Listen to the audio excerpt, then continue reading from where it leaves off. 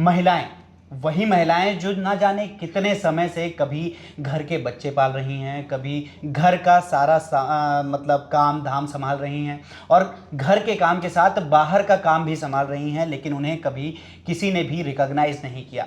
लेकिन जब आंकड़े देखे गए तो पता चला कि भारत की जीडीपी का कुल 7.5% इन्हीं घरेलू महिलाओं हाउस वाइफ से ही आता है। तो ये जो 7.5% का योगदान है इन महिलाओं का, और इसके बाद 2024 जो आ गया है, इसमें हमारे चीफ इलेक्शन ऑफिसर ने भी ये कहा है कि महिलाएं जो हैं, महिलाएं वोट डालने के लिए चुनाव में कितनी इंपॉर्टेंट होती जा रही हैं। 49% महिलाएं 2024 लोकसभा चुनाव में मतदान करेंगी। तो ये जो आंकड़ा है ये सभी पॉलिटिकल पार्टीज़ को अपनी तरफ अट्रैक्ट कर रहा है, और सभी पॉलिटिकल पार्टीज़ हों या फिर गवर्नमेंट पॉलिसीज़ हों, सभी इन वुमेन वोट्स को अपने हक में करना चाहते हैं, अपने साइड करना चाहते हैं। इसलिए कई तरीके की पॉलिसीज़ बनाई जा रही हैं। अपने मैनिफेस्टो में इन वुमेन वोटर्स को अपनी तरफ अट्रैक्ट करने के लिए कई सारी योजनाएं बताई गई हैं। तो आज इन्हीं वुमेन वोटर्स पर चर्चा करेंगे और जानेंगे कि इन वुमेन वोटर्स का लोकसभा चुनाव 2024 पर क्या असर पड़ेगा। तो आज हमारे साथ स्टूडियो में मौजूद हैं वरिष्ठ पत्रकार पूजा मेहरोत्रा जी। तो मैम, जो ये वुमेन वोटर्स के आंकड़े दिन ब दिन बढ़ते जा रहे हैं, लोग जागरूक हो रहे हैं, महिलाएं आगे आ रही हैं, और अब केवल घर का काम ही नहीं, अब ऑफिसेज हों, इलेक्शंस हों और पॉलिटिक्स, सब जगह पे वुमेन जो हैं आगे आ रही हैं। तो आप इस पर क्या कहना चाहेंगी? थैंक यू पुष्कर, फिर से एक बार मुझे बुलाने के लिए। और आपने बहुत ही इम्पोर्टेंट टॉपिक चुना है, महिलाएं। और हमेशा से सेकंड नंबर क्यों रहेगा? जैसे हिंदी को आपने दवा के जब भी आप कॉल करें तो हिंदी दूसरे नंबर पे आता है, वैसे ही महिलाएं हमेशा दूसरे नंबर पे रही हैं। और आधी आबादी, नाम आपने दिया आधी आबादी, तो अब महिलाएं कहने लगी हैं आधी आबादी का पूरा कब्जा। वो समय भी आ रहा है जब महिलाएं पुरुषों से ज़्यादा वोट देने आएंगी। और आप जो पूरी पॉलिटिकल पार्टी हो या घर में उनके निर्णयों की बात की जाती हो, उनसे किसी बात के लिए पूछा नहीं जाता था, आज वो बढ़ चढ़ के भाग ले रही हैं। और आने वाला समय जब महिलाएं आगे आएंगी, फिर एक समय ऐसा आएगा जब युवा बहुत आगे होंगे जी। और आने वाला समय अगर आप देख रहे हो तो जिस तरह से राजीव कुमार जी ने कहा कि 49% लगभग जी, हो सकता है ये 50% भी हो, मतलब वो तो एक आंकड़ा है, हो सकता है ये 48% हो, लेकिन अब महिलाएं आधी आबादी जो उनको हमारे भारत में कहा जाता है, वो आधी आबादी हो चुकी हैं। और ये बहुत खुशी की बात है कि अब जितनी भी पॉलिटिकल पार्टीज हैं वो महिलाओं पर और महिलाओं से केंद्रित योजनाएं ला रही हैं, मैनिफेस्टो में जगह, और बहुत मोटे मोटे अक्षरों में। मतलब एक लंबा समय लगा, लेकिन महिलाओं को उनका हक अब मिलने जा रहा है। जी, जैसे कि आपने कहा कि अभी 48% है, फिर 50% भी होगा।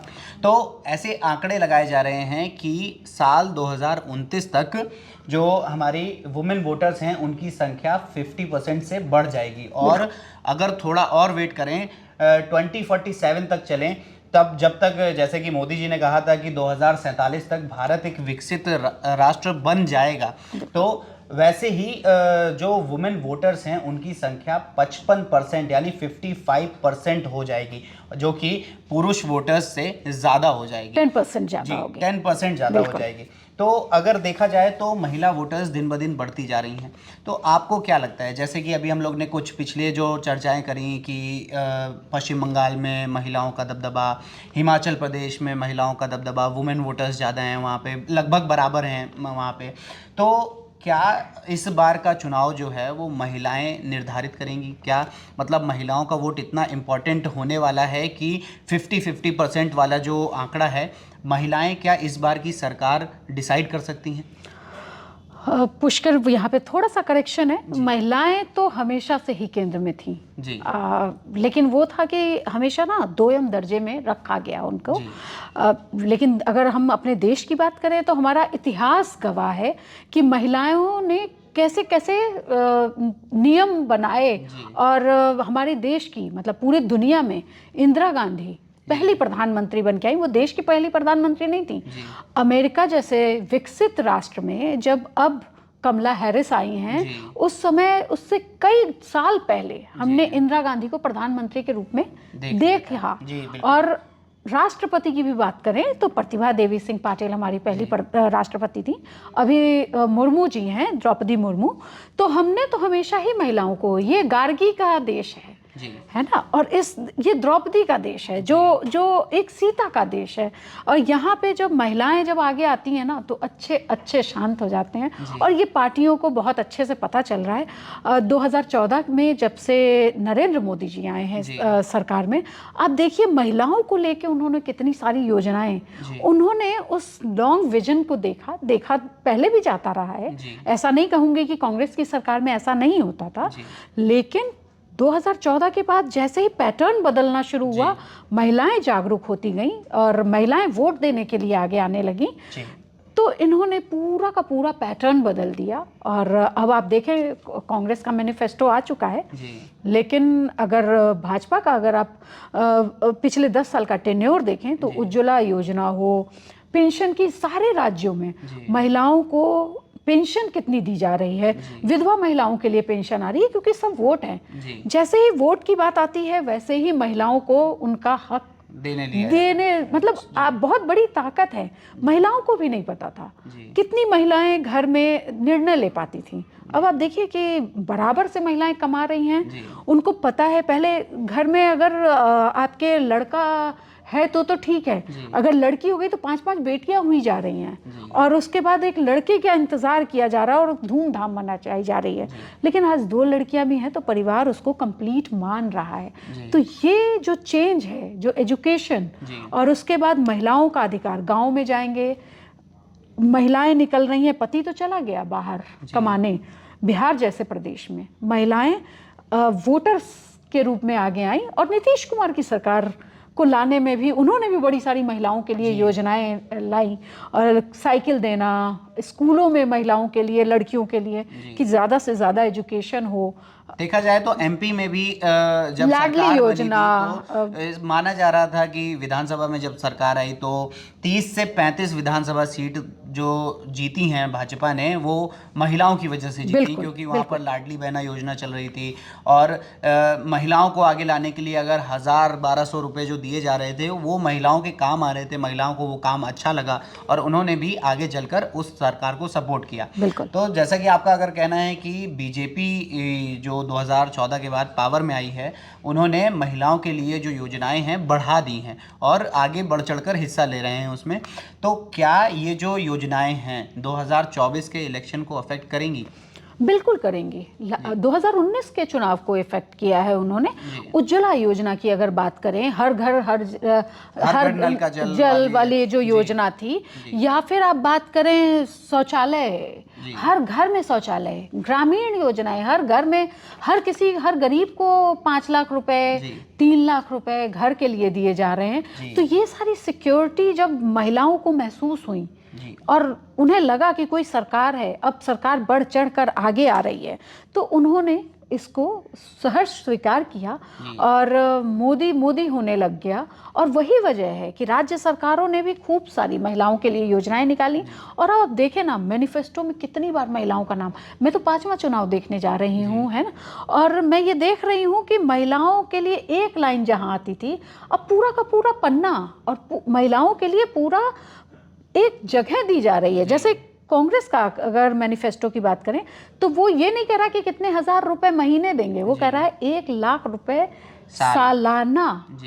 आप समझ रहे हैं? उसके बाद वो कहता है कि भाई उनके एक मैनिफेस्टो में ये भी चीज आती है कि आप वो जो है आरक्षण देंगे नौकरी में। जिन राज्यों में महिलाओं की है अधिकार होंगे और या महिलाओं का पार्टिसिपेशन ज्यादा होगा, उस मतलब मैनिफेस्टो ये कह रहा है कि हम उनको 50% आरक्षित करेंगे। आप चाहे अग्निवीर, महिलाएं सेना में नहीं जाती थी, अब फ्रंट में खड़े होकर लड़ रही हैं और दुश्मनों के दांत खट्टे कर रही हैं, पायलट बन रही हैं। तो ये सारी बहुत सारी चीज़ें हैं जो महिलाओं को बता रहा है कि वो कमज़ोर नहीं है। महिलाएं कमज़ोर तो देखिए कभी नहीं थी।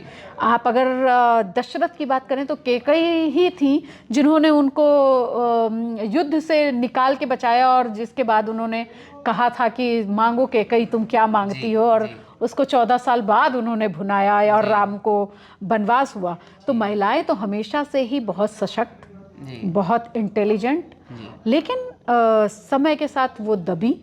मुगल के राज में हमारे देश की महिलाओं को थोड़ा दबई, और उसके बाद फिर से अब वो समय आ गया है जब महिलाएं खुल के आगे आ रही हैं। जैसा कि अगर आंकड़ों की थोड़ी सी बात करें तो पिछले चुनाव के आंकड़े जो हैं 2019 के देखे जाएं तो 2014 में बीजेपी सरकार आने के बाद जब महिलाओं के ऊपर बहुत ज़्यादा ध्यान दिया जाने लगा, तो 2019 में जो आंकड़े सामने आए 11 राज्यों में 80% से ज़्यादा महिलाएं वोटिंग के लिए सशक्त हुई और जागरूक हुई और उन्होंने वोटिंग शुरू करी।